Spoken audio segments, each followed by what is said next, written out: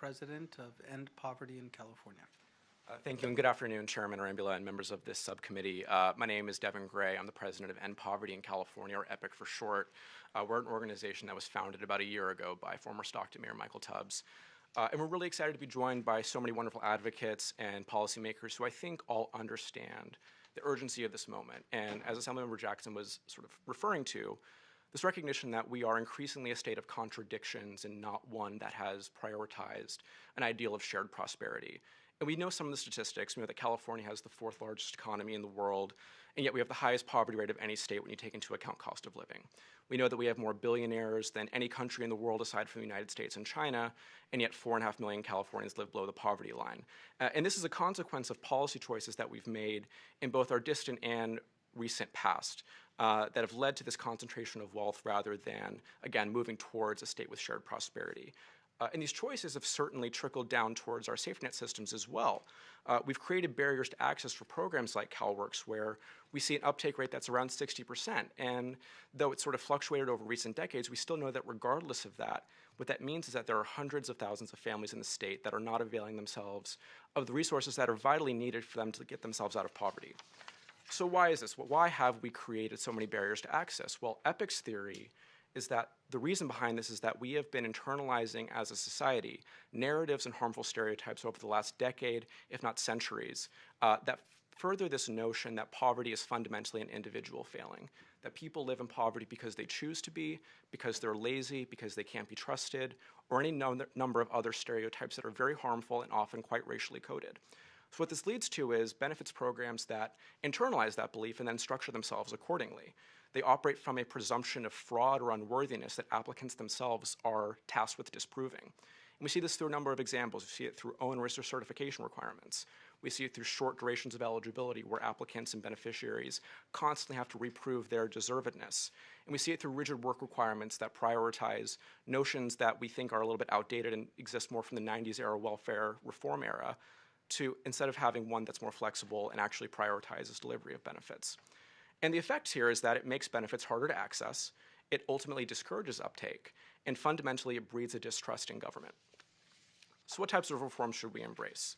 Well, I think fundamentally we need to abandon, again, this presumption of fraud that shapes so many of our systems, and instead prioritize the delivery of benefits over the gatekeeping of benefits. The status quo, again, places this burden on applicants to navigate an admittedly very complex system and time again prove their deservedness.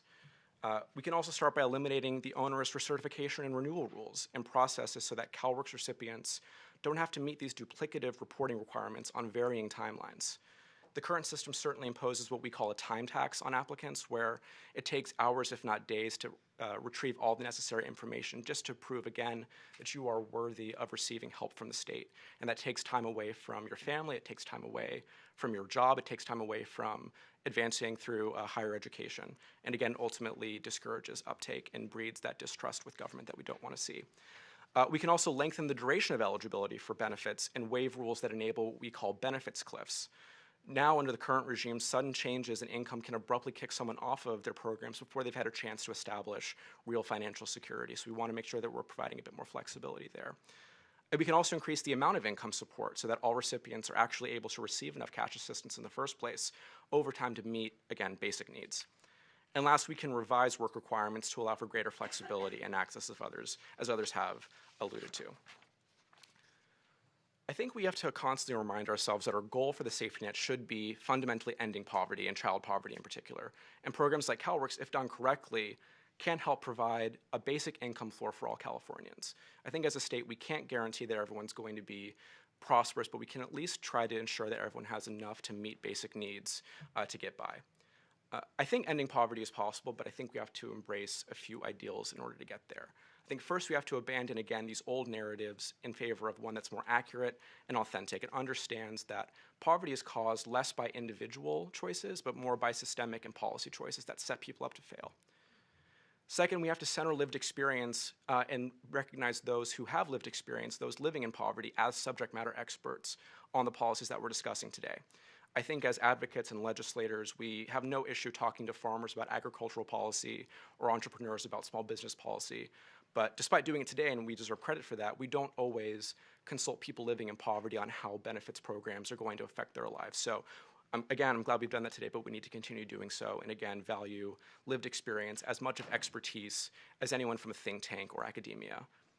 And last, I think we need to fundamentally believe that ending poverty is possible. I think in California we have all the wealth, we have all the talent, we have the political capital, which again is oftentimes the hardest thing to accrue. But we have to recognize that the choices that we make today have the impact to end poverty tomorrow, and that we can't be bound by the policy choices of yesterday that have led us into this predicament in the first place.